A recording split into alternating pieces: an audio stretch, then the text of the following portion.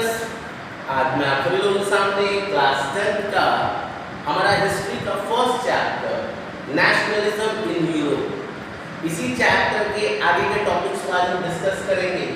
तो आज का जो हमारा जो टॉपिक जो है वो है द एज ऑफ रेवोल्यूशंस।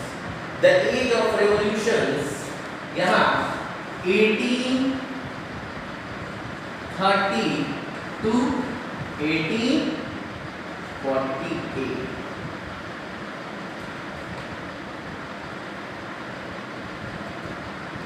तो एज ऑफ रेवोल्यूशंस, क्रांति का युग, कब से 1830 से 1848। देखिए 1830 से 1848 तक का जो समय जो है ना, ये क्रांति से भरा हुआ है। क्रांति यहाँ पर का इसका मकसद क्या है, क्या मतलब आया क्रांति का? द एज ऑफ रिवोल्यूशनरी, जैसे हमने बताया कि क्रांतियों का युग। तो भाई क्रांति क्या क्रांति? तो क्रांति का मतलब होता है, रिवोल्ट का मतलब होता है क्रांति, और क्रांति का जो मतलब ये है कि भाई बदलाव। ठीक है, क्रांति क्यों किया गया है? तो बदलाव के लिए। रिवोल्ट क्यों? तो भाई बदलाव। आखिर कौन सी बदलाव लाना चाह रहा है? बदलाव ये कि जिस तरीके से यूरोप में अलग अलग डायनेस्टीज का शासन था, इस शासन को खत्म किया जाए, मोनार्कियल रूल को खत्म किया जाए और नेशंस के तौर पर गठन किया जाए।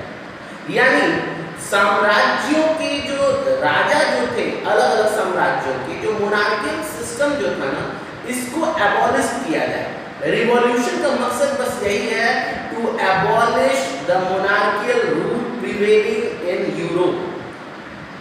The dynastic rulers who are ruling in Europe, there should be an end to the monarchical system and the concept of a nation should be built. तो देखिए the age of revolutions के जो first point जो है, liberalism and nationalism increasingly associated with revolution। एक और क्या है कि कंजर्वेटिव्स जो है ना, ट्रीटी ऑफ वियना के बाद 1815 के बाद ये कंजर्वेटिव्स जो है पहले के मुकाबले काफी ज्यादा ताकतवर हो चुके हैं, काफी ज्यादा लोगों के ऊपर हावी हो चुके हैं। कंजर्वेटिव्स जो है वो आपको चाहते हैं कि भाई ट्रीटी ऑफ वियना के बाद ये चाहते हैं कि भाई जो जिस तरीके का पहले का सेटअप जो था, जो नेपोलियन के आने के बाद जो बिगड़ चुका था, हम उसे फिर से बहाल करें। ये कंजर्वेटिव्स की आइडियोलॉजी थी और ऐसा ही हुआ भी था। ठीक है, तो एक तरफ कंजर्वेटिव्स क्या कर रहे हैं? कंजर्वेटिव्स एक तरफ जो है वो ये चाह रहे हैं कि भाई यूरोप में फिर से जो है हम अपनी शासन को मजबूत करें, तो अपनी शासन को मजबूती देने का ये काम कर रहे हैं। जबकि दूसरी ओर अगर हम बात करें तो जो लिबरल्स नेशनलिस्ट जो थे, इनका ये आइडियोलॉजी था कि भाई हम जो है कंजर्वेटिव्स के अपोजिट जाएं, इनके रिवोल्ट करें, इनके खिलाफ जाएं। समझिए, लिबरलिज्म, नेशनलिज्म, लिबरलिज्म वर्ड किससे डिराइव हुआ है? लीबर से। लीबर का मतलब क्या है? फ्री, फ्रीडम, आजादी। नेशनलिज्म ये एक अलग वर्ड है। नेशनलिज्म का मतलब nationalism increasingly associated with revolution. मतलब यहाँ पर ये है कि एक तरफ राष्ट्रवादी लोग, दूसरी तरफ उदारवादी सोच के लोग, ये दोनों लोग जो है ना, ये क्या कर रहे हैं? क्रांति के लिए तैयार है, रिवॉल्यूशन के लिए तैयार है। किसके खिलाफ? तो कंजर्वेटिव रिजाइन के खिलाफ। ठीक है, अब देखिए क्या होता है, यूरोपियन रीजन्स सच एज, यानी यूरोपियन क्षेत्र कौन कौन से? Italy, German, Ireland, Poland. यानी इटली, जर्मनी, पोलैंड, आयरलैंड, ठीक है, और साथ ही साथ ओटोमन एम्पायर के कुछ हिस्से। इन हिस्सों में क्या हो रहा है? इन हिस्सों में ये लिबरल और नेशनलिस्ट लोग जो है ना, ये क्या कर रहे हैं? ग्रो कर रहे हैं। यानी इन इलाकाओं में राष्ट्रवादी सोच के लोग, ठीक है, उदारवाद सोच के लोगों की संख्या ग्रू कर रही है। यानी ऐसे लोगों की संख्या बढ़ते जा रही है। ठीक है, यानी ये सोच बढ़ रही है, लोगों की संख्या नहीं, बल्कि इस तरीके की लोगों की सोच जो है ना, बढ़ते चली जा रही है, ठीक है। तो यहाँ क्या हो रहा है कि इन जगहों पर जो है लिबरल नेशनलिस्ट जो है लोग जो है वो ग्रो कर रहे हैं, यानी डेवलप कर रहे हैं, ठीक है, यानी इस सोच को जो है विकास हो रही है। अब क्या होता है कि रेवोल्यूशन जो है ना, क्रांति को अंजाम किसने दिया? कंजर्वेटिव्स के खिलाफ लड़ाई किसने लड़ी? तो कंजर्वेटिव्स के खिलाफ इन्हीं लोगों ने लड़ाई लड़ी। किन लोगों ने? लिबरल नेशनलिस्ट लोगों ने कंजर्वेटिव्स के खिलाफ लड़ाई लड़ी थी, ठीक है। वो कंजर्वेटिव जो वियना के बाद आया था, ठीक है। तो ये कौन लोग थे? अभी मैंने आपको ये बताया कि देखिए लिबरल नेशनलिस्ट लोग ग्रो कर रहे थे, ठीक है। किन किन इलाकाओं में? तो इटली, जर्मनी, आयरलैंड, पोलैंड में या इन जगहों पर इस सोच के लोगों की संख्या बढ़ते जा रही थी, ठीक है। तो ये क्रांति को अंजाम किसने दिया था? तो लिबरल नेशनलिस्ट ने दिया। तो लिबरल नेशनलिस्ट कौन थे? अरे उदारवाद राष्ट्रवादी लोग कौन थे? तो ये मध्यम वर्गीय, देखिए एजुकेटेड मिडिल क्लास एलाइट थे, यानी मध्यम वर्गीय शिक्षित लोग थे। एलाइट का मतलब था कुलीन, ठीक है। एलाइट का मतलब था कुलीन। कुलीन वर्ग क्या है? मतलब यहाँ पर ये है वो लोग जो कि आपको बौद्धिक तौर पर, सामरिक तौर पर प्रॉस्पेरस है। एलाइट किसको कहा गया? वैसे लोग जो कि पढ़े लिखे हैं, ठीक है, शिक्षित हैं, जिन्हें आपको जो है ज्ञान है, सही और गलत का फर्क उन्हें समझ में आता है, ठीक है। इलाइट उसी को कहा गया जो लोग क्या कर रहे हैं? इंटेलिजेंट हैं, ठीक है, यानी तेज हैं, फैसले वो सही ले सकते हैं, वैसे लोगों को एलाइट कहा गया। तो कौन एलाइट होगा? जो पढ़ा लिखा होगा वही एलाइट ही होगा, ठीक है, ठीक है। जो कि प्रॉस्पेरस भी है। एलाइट में आप ये भी समझिए प्रॉस्पेरस है, सुख संपत्ति, ठीक है, धनवान, ये लोग हैं, ठीक है। एलाइट का मतलब हो गया कि बौद्धिक तौर पे, बुद्धि से भी आपको मजबूत, धन वैभव से भी मजबूत है, समाज में उनका सम्मान है, यानी एक मान सम्मान के साथ उनको समाज में देखा जाता है, ठीक है। तो एजुकेटेड मिडिल क्लास एलाइट लोग जो थे उन्हीं लोगों के द्वारा क्या किया गया? इसको अंजाम दिया गया। किसको? रिवॉल्यूशन को। किसके खिलाफ? तो कंजर्वेटिव्स के खिलाफ। इनमें कौन लोग शामिल थे? तो कौन थे? एजुकेटेड मिडिल क्लास एलाइट्स में कौन लोग आते हैं? प्रोफेसर, समाज में उनका सम्मान है, ठीक है, साथ ही साथ ये शिक्षा से जुड़े हुए हैं, तो इन्हें जो है सही और गलत का फर्क समझ में आ रहा है, ठीक है। तो प्रोफेसर, स्कूल के टीचर्स, क्लर्क्स, ठीक है, और साथ ही साथ मेंबर किस चीज के भाई? तो कॉमर्शियल मिडिल क्लास के लोग, ठीक है। तो इसमें कौन लोग जुड़े हुए हैं?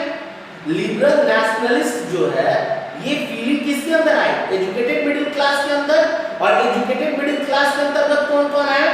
तो भाई आपको प्रोफेसर, स्कूल टीचर्स, क्लर्क और साथ ही साथ कॉमर्शियल मिडिल क्लास। ये कॉमर्शियल मिडिल क्लास क्या है? कॉमर्शियल मिडिल क्लास याद कीजिए कि ये वो वर्ग है जिसकी उत्पत्ति औद्योगिकरण के आने के बाद हुई, यानी इंडस्ट्रीज के आने के बाद जो है ये एक नया वर्ग का उत्थान हुआ था, जिसकी रोजी रोटी इंडस्ट्रीज पर ही निर्भर थी, ठीक है, यानी ये इंडस्ट्री पर ही निर्भर है। तो आखिर ये जरूर आपको शामिल होंगे। क्यों शामिल होंगे? अब ये आपके मन में सवाल हो रहा है आखिर भाई क्यों ये कॉमर्शियल मिडिल क्लास के लोग क्यों शामिल होंगे? इसलिए ये इनका क्या पॉइंट था, क्यों ये शामिल हो रहे हैं, ठीक है। लिबरल नेशनलिस्ट में ये क्यों, इनकी संख्या क्यों है? इसलिए क्योंकि व्यापार से ये जुड़े हुए हैं। और क्या था? लिबर्टी का, लिबरलिज्म जो शब्द है वो लिबर्टी से आया, यानी फ्रीडम। और लिबरलिज्म का मायने आपको मैंने बताया है सोशल, इकोनॉमिक और पॉलिटिकल। तो इकोनॉमिक व्यू से देखिए ना, ये क्या चाहते हैं कि भाई हमारा गुड्स आसानी से दूसरे जगह बिना रोक टोक के मूव करे, करेंसी एक तरीके का हो, वेट और मेजर सिस्टम एक जैसा हो, ठीक है। तो यही फ्रीडम ये चाहते हैं। कॉमर्शियल क्लासेस के लोगों के लिए क्या चाहिए? व्यापार में सुगम, आसानी से हम व्यापार कर सके, यही चाहते हैं ना, ठीक है। तो ये कॉमर्शियल मिडिल क्लास के लोग भी इस आंदोलन में कूद पड़े। ये भी जो है आपको मोनार्कियल सेटअप के यानी कंजर्वेटिव रिजाइम्स के खिलाफ है, ठीक है। पहला इसका जो है पहला रिवोल्ट हमें जो देखने को मिला था वो वर्ष 1830 में मिला, जुलाई 1830 फ्रांस के शहर पेरिस में ये घटना घटित हुई थी, ठीक है। पहला अपहीवल यानी पहला एक्शन इनका लिबरल नेशनलिस्ट लोगों का सबसे पहला एक्शन हमको देखने को जो मिला था वो जुलाई 1830 में मिला।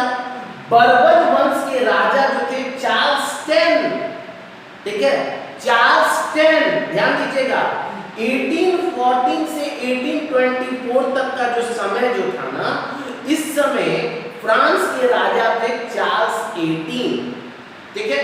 1814 से 1824 तक के बीच में कौन था? चार्ल्स 10। और इसके बाद जो है 1824 से 1830 के बीच में जो है, सॉरी 1814 से 1824 के बीच में राजा जो थे फ्रांस के वो थे लुइस 18, और 1824 से 1830 तक के बीच में फ्रांस के जो राजा जो थे वो थे चार्ल्स 10, ठीक है। और चार्ल्स 10 के बाद राजा कौन हुए? लुइस फिलिपी। चार्ल्स 10 के बाद लुइस फिलिपी हुए। समझिए, देखिए 1814 से 1824 इस समय कौन राजा थे फ्रांस के? लुइस 18, ठीक है, लुइस 18।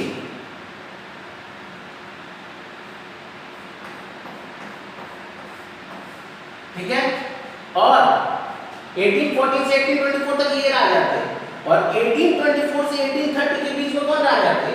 चार्ल्स 10। ये सब बर्बन वंश के ही राजा हैं। और 1830 में जो ये जुलाई में जो रेवोल्यूशन जो हुआ, इसका परिणाम ये निकला कि चार्ल्स 10 को गद्दी छोड़नी पड़ी, ठीक है, चार्ल्स 10 को गद्दी छोड़नी पड़ी और कौन राजा बन गए? लुइस फिलिपी। लुइस फिलिपी को क्या बनाया गया? कॉन्स्टिट्यूशनल मोनार्क बनाया गया। यानी ट्रीटी ऑफ वियना के बाद जो कंजर्वेटिव डिजाइन जो सेटअप हुआ था, उस कंजर्वेटिव डिजाइन को इस रेवोल्यूशन ने क्या किया? खत्म कर दिया कि भाई अब नहीं चलेगा कंजर्वेटिव डिजाइन, अब हम क्या कर रहे हैं? मोनार्कियल सेटअप जो था, ठीक है, वो खत्म कर रहे हैं, ठीक है। यानी एक ऑटोक्रेटिक मोनार्क की जो रूल जो थी निरंकुश राजा की, वो समाप्त होती है। लेकिन बर्बन वंश के जो है राजा का सम्मान करते हुए ये चार्ल्स 10 के कजन जो थे ना, चार्ल्स 10 के कजन कौन थे? तो लुइस फिलिपी, इन्हीं को कॉन्स्टिट्यूशनल मोनार्क बना दिया गया। यानी अब मोनार्क जो है वो कॉन्स्टिट्यूशन के तहत ही काम करेंगे, संवैधानिक तौर पे वो राजा रहेंगे, पावर उनके पास अब नहीं रहेगा, ठीक है। तो इसी के ये घटना जो घटित हुई थी ना, ठीक है, इसका परिणाम एक और चीज हुआ कि देखिए कहा था मेटरनिच ने, when France sneezes the rest of Europe catches cold. Metternich ने ये बात कहा कि जब फ्रांस छींकता है तो पूरे यूरोप में सर्दी जुकाम फैल जाती है। मतलब क्या है? मतलब इसका ये है कि शुरुआत किसी भी घटना की जो होती है ना, वो पॉलिटिकल जो भी इवेंट्स होते हैं उसकी शुरुआत फ्रांस में ही होती है। आप देखिए कि रेवोल्यूशन की शुरुआत सबसे पहले कहाँ हुई थी? फ्रांस में हुई थी। इम्पैक्ट क्या पड़ा कि धीरे धीरे और सारे जो है यूरोपियन जो है स्टेट्स में आपको ये रेवोल्यूशन जो है वो असर दिखलाने लगा।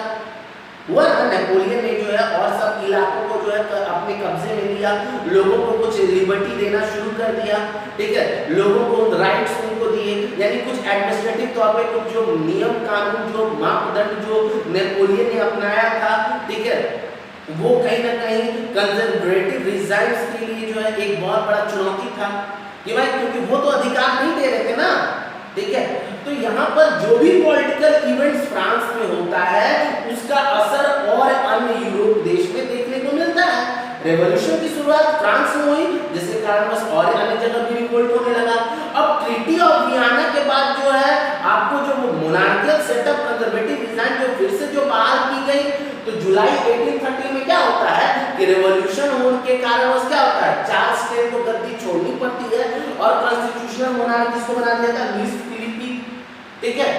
तो यहाँ पर बदलाव शुरुआत कहाँ से हो रही है? फ्रांस से, ठीक है, जिसका असर पूरे यूरोप में पड़ रहा है। देखिए यहाँ पर ये जो जुलाई रेवोल्यूशन हुआ ना, तो इसका भी असर हुआ कि फ्रांस के दक्षिण में जो बेल्जियम जो है ना, ये बेल्जियम ठीक है, तो बेल्जियम की राजधानी ब्रुसेल, ठीक है।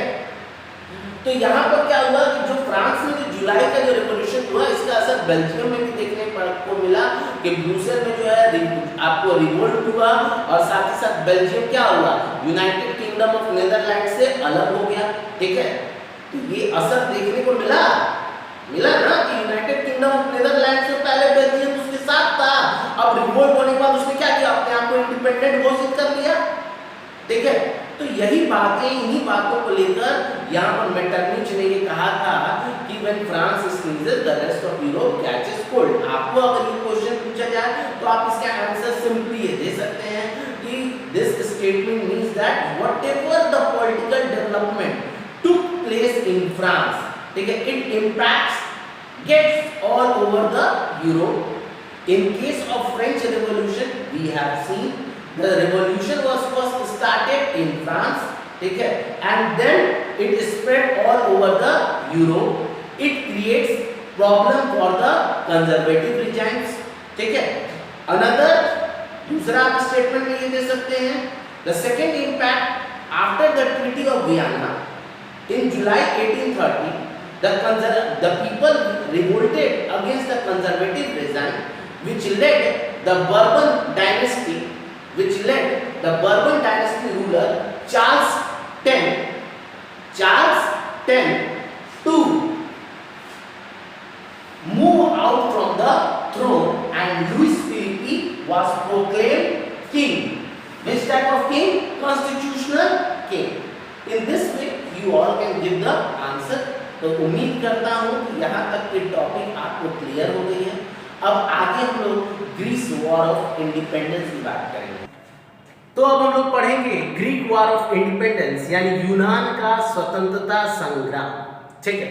देखिए 15वीं सदी में यूनान जो था, यानी ग्रीस जो था, ये ओटोमन एम्पायर का हिस्सा था। याद कीजिए, इससे पहले मैंने आपको बतलाया था कि लिबरल नेशनलिस्ट लोगों की संख्या जो वो बढ़ते चली जा रही थी, ठीक है। और इटली हो, पोलैंड हो, जर्मनी हो, इन जगहों पर, या ओटोमन एम्पायर, ये सब इलाके थे जहाँ पर इन लोगों की संख्या जो है वो ग्रो करते जा रही थी, और इनका मकसद था कि इटली हो, जर्मनी हो, इन सभी को क्या करें, जो है यूनिफाई कर नेशंस के तौर पर तब्दील किया जाए। तो देखिए ओटोमन एम्पायर का जिक्र यहाँ आ गया, ठीक है। तो ओटोमन एम्पायर का हिस्सा था क्या, ग्रीक, ठीक है, यानी यूनान, ठीक है। अब क्या होता है कि 1821 में यूरोपियन नेशनलिस्ट, यानी यूरोपियन जो राष्ट्रवादी जो लोग जो होते हैं वो संघर्ष करते हैं। किस चीज के लिए संघर्ष कर रहे हैं भाई, तो ग्रीक को इंडिपेंडेंस दिलाने के लिए, यानी ग्रीक को आजाद करने के लिए राष्ट्रवादी सोच के लोग क्या कर रहे हैं, प्रयत्न कर रहे हैं, संघर्ष कर रहे हैं कि भाई ग्रीक को जो है, यूनान को ओटोमन एम्पायर से, यानी मुस्लिम शासन से बाहर निकाला जाए, ठीक है। अब देखिए बहुत सारे लोग जो थे, ग्रीक के तो लोग तो लगे ही हुए थे, ग्रीक के अंदर जो नेशनलिस्ट जो लोग जो थे, लिबरल जो लोग जो थे, ठीक है, ये लोग उदारवाद राष्ट्रवादी सोच के लोग जो है, लिबरल नेशनलिस्ट, तो ये तो प्रयास में लगे हुए हैं फ्रीडम के लिए, नेशन के तौर पर जो है गठन करने के लिए, यानी ग्रीक को जो है ओटोमन एम्पायर के कब्जे से बाहर निकालने के लिए तो प्रयास में लगे हुए हैं। साथ ही साथ वो लोग, ग्रीक के लोग जो कि और अन्य यूरोप के अलग अलग हिस्सों में बसे हुए हैं, उन लोगों ने भी क्या किया, आंदोलन शुरू किया, उनके द्वारा भी आंदोलन शुरू किया गया। जैसा कि भारत में भी आपको जो है, जब अंग्रेजों का शासन था तो इसके विरोध में जो है आपको अन्य जो है देशों में जो भारतीय जो थे, उन लोगों ने भी क्या किया, अलग अलग जगहों पर जो है आपको जो है विरोध प्रदर्शन किया। फॉर एग्जाम्पल गदर पार्टी ले लीजिए, ठीक है, लाला हरदयाल की पार्टी जो कि ब्रिटेन में जो है वहीं पर से इन्होंने क्या किया, ब्रिटेन के खिलाफ जो है वहां पर आंदोलन किया। भारत में जो ब्रिटिश गवर्नमेंट की जो शासन जो थी, तो वैसे ही यहाँ पर क्या हुआ कि जो ग्रीक के, जो यूनान के जो लोग जो है, जो कि और अन्य यूरोप में जो बसे हुए हैं, उन लोगों ने क्या किया कि इस आंदोलन के प्रति लोगों का समर्थन जो है हासिल करने का काम किया, यानी लोगों को जागरूक किया, ठीक है, कि भाई आप आइए हमारा साथ दीजिए, ठीक है। तो many people living abroad also supported this movement who have sympathy over the Greece civilisation, यानी वैसे लोग जिनको जो है प्राचीन ग्रीक जो है, जैसे भारत में हिंदू घाटी सभ्यता है, इंडस वैली सिविलाइजेशन है, उसी तरीके से यूरोपियन संस्कृति की जो है जनक जो होती है उसको ग्रीक को माना जाता है, यानी सबसे पहले संस्कृति जो है ना, सिविलाइजेशन यहीं से आया था, ठीक है, यहीं से डेवलप हुआ था। तो लोगों को जो है ग्रीक के प्रति जो है काफी जो है सद्भावना थी, सिंपैथी थी, ठीक है। तो पोएट और आर्टिस्ट लोगों ने क्या किया, इन लोगों ने ग्रीक को क्या किया, अपने कला और अपने कविताओं के जरिए यूरोपियन जो है ना सिविलाइजेशंस का क्या बना दिया, क्रैडल। क्रैडल का मतलब था पालना। पालना वो होता है जिसमें बच्चे को झूला झुलाया जाता है। तो ये आखिर यूरोप आज जिस जगह पहुंचा है, तो किसके बदौलत पहुंचा है, ग्रीक के कारणवश, क्योंकि ग्रीक में ही सबसे पहले सभ्यता विकसित हुई और उसके बाद पूरे यूरोप में फैला। तो इसको लेकर जो है पोएट और आर्टिस्ट ने जो है कमर कस लिया। उन लोगों ने क्या किया कि ग्रीक को जो है यूरोपियन सिविलाइजेशन का क्रैडल जो है उसको करार दिया कि भाई ये एक पालना है। जिस तरीके से एक बच्चे को पालना में पहले झुलाया जाता है उसको, फिर वो बच्चा जो है बड़ा और विकसित होता है, तो शुरुआत उसकी जो हुई है वो पालना से हुई है। तो वैसे ग्रीक जो है ना वो भी क्या है, एक पालने की तरह उसको बतलाया गया कि सिविलाइजेशन की शुरुआत यहीं से हुई, ठीक है। एंड आज सपोर्ट टू मेक इट, और इन लोगों ने क्या किया, पोएट और आर्टिस्ट ने भी जो है और अन्य लोगों से जो है इसमें समर्थन लिया कि आइए आप हमारी मदद कीजिए, जो है आपको ग्रीक को जो है यूनान को जो ओटोमन साम्राज्य से मुक्त कराने में। अब इसके बाद क्या होता है कि देखिए 1824 में एक लॉर्ड बिरन नाम के एक पोएट होते हैं, ठीक है। ये धन इकट्ठा करते हैं, ठीक है, पैसे ये इकट्ठा करते हैं कि भाई ग्रीक को जो है आजाद कराने के लिए वो पैसे इकट्ठे करते हैं। और फिर जाकर इसके बाद क्या होता है कि 1824 में वो खुद लड़ने भी चले जाते हैं, जहां पर कि फीवर से उनकी मृत्यु हो जाती है। लेकिन अंततः ये उनका बलिदान व्यर्थ नहीं जाता है, लोगों का संघर्ष व्यर्थ नहीं जाता है। वर्ष 1832 में कस्तूनिया की संधि होती है, यानी ट्रीटी ऑफ कॉन्स्टेंटिनोपल के तहत ग्रीक को जो है एक स्वतंत्र राष्ट्र के तौर पर गठित कर दिया जाता है। तो आज के वीडियो में फिलहाल